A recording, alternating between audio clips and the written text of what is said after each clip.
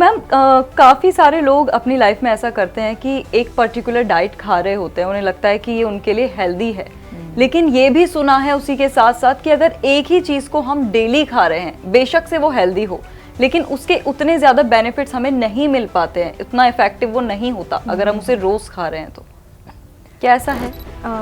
ऐसा तो नहीं है। अगर आप कुछ हेल्दी खा रहे हैं, चाहे वो आप रोज़ ही खा रहे हैं, मतलब एक ही चीज़ अगर रोज़ खा रहे हैं जी, लेकिन अगर वो हेल्दी है तो बेनिफिट्स तो आपको मिलेंगे ही, पूरे बेनिफिट्स मिलेंगे।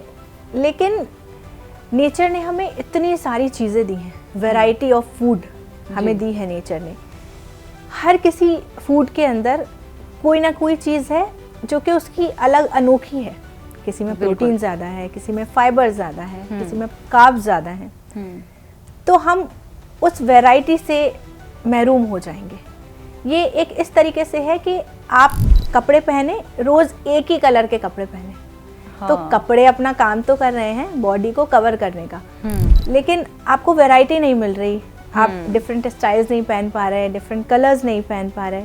बिल्कुल उसी तरीके से वैरायटी नहीं मिलेगी, हमें न्यूट्रिएंट्स उतने नहीं मिल पाएंगे अगर हम एक ही डाइट रोज़ लेंगे। तो इसलिए हमें रिपीट कर करके अलग अलग तरीके की फूड्स और अलग अलग वैरायटी के फूड्स, अलग अलग कलर्स के फूड्स ट्राई करते हैं।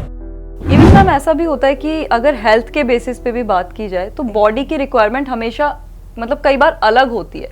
जैसे कई बार हमारी बॉडी को कार्ब्स की ज़्यादा रिक्वायरमेंट होती है, लेकिन कई बार ऐसा होता है कि प्रोटीन की ज़्यादा रिक्वायरमेंट है। तो उस हिसाब से भी हमें हमारी डाइट शिफ्ट करनी चाहिए।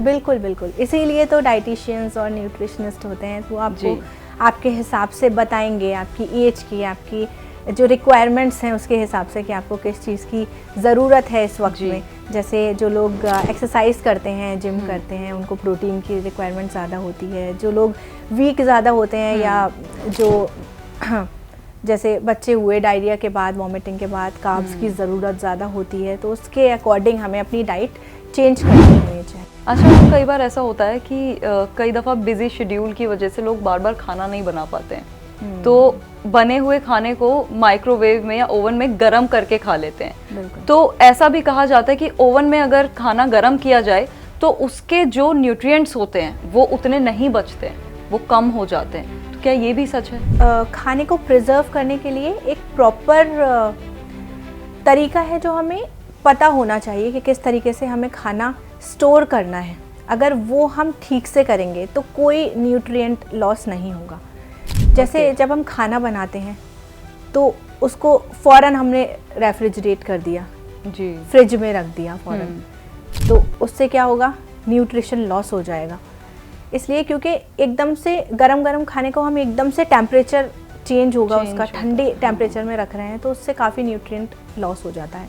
प्लस फ्रिज में खाना रखा हुआ है, उसको हमने बहुत देर तक बाहर रखे छोड़ दिया तो भी हमारा खाना ख़राब हो सकता है। और जहाँ तक आपने बात की कि माइक्रोवेव में गर्म करने की, तो माइक्रोवेव में कुछ टेम्परेचर सेट होते हैं, सबको ही पता है कि इतने डिग्री पे इतनी देर तक गर्म करना है। अगर आप वो फॉलो करेंगे तो कोई न्यूट्रिएंट लॉस नहीं होगा।